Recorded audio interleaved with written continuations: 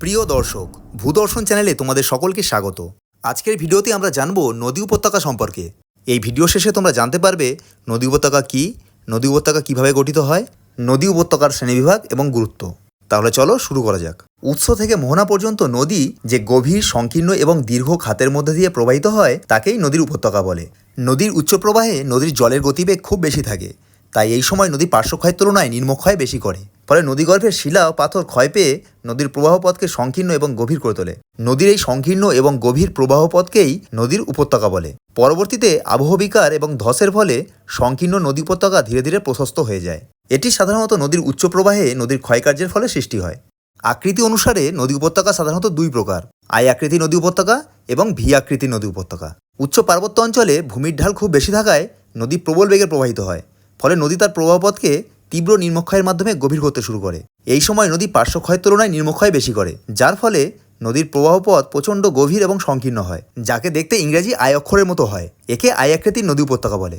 পাহাড় বা পর্বতের মাঝে অবস্থিত এই আই আকৃতির অত্যন্ত সংকীর্ণ, গভীর, খাড়া ঢালযুক্ত এবং পাথুরে দেওয়ালযুক্ত নদী উপত্যকাকে গর্জ বা গিরিখাত বলা হয়। এর তলদেশ দিয়ে সাধারণত নদী প্রবাহিত হয়। এই গিরিখাতগুলির দুই পাশের দেওয়াল এতটাই খাড়া এবং গভীর হয় যে এর তলদেশে অনেক সময় সূর্যের আলো পৌঁছায় না। নেপালের হিমালয়ে অবস্থিত কালীগণ্ডকী গিরিখাত পৃথিবীর অন্যতম গিরিখাত। নদীর যৌবন অবস্থায় সাধারণত আই আকৃতি নদী উপত্যকা সৃষ্টি হয়, তবে এটি বহুদিন পর্যন্ত স্থায়ী হয় না। শুধুমাত্র শুষ্ক অঞ্চলে যেহেতু বৃষ্টিপাত কম হয়, তাই আই আকৃতি নদী উপত্যকা তুলনামূলক বেশি দিন স্থায়ী হয়। শুষ্ক অঞ্চলের আই আকৃতি নদী উপত্যকাকে ক্যানিয়ন বলা হয়। মার্কিন যুক্তরাষ্ট্রের কলোরাডো নদীর উপর অবস্থিত গ্র্যান্ড ক্যানিয়ন পৃথিবীর বিখ্যাত ক্যানিয়ন। এখানে আমাদের জেনে রাখা দরকার যে গর্জ এবং ক্যানিয়নকে দেখতে অনেকটা একই রকম হলেও এদের মধ্যে মূল পার্থক্য হলো আকারে। ক্যানিয়ন বেশ প্রশস্ত হয়, কিন্তু গর্জ বা গিরিখাত আকারের তুলনামূলক অনেক বেশি সংকীর্ণ এবং গভীর হয়।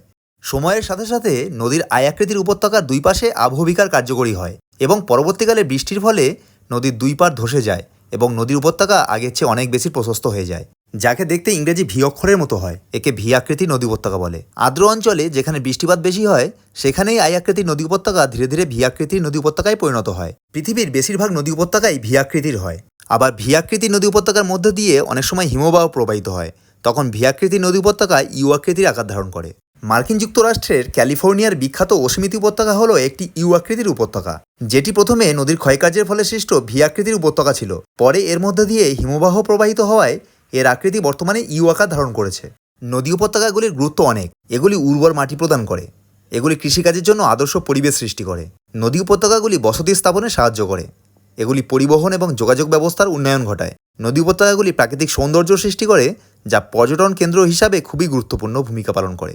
ভিডিওটি যদি তোমাদের ভালো লাগে তাহলে একটি লাইক দিয়ে বন্ধুদের মধ্যে শেয়ার করে দাও এবং এরকম আরও ভিডিও দেখতে ভূদর্শন চ্যানেলটিকে সাবস্ক্রাইব করে নাও।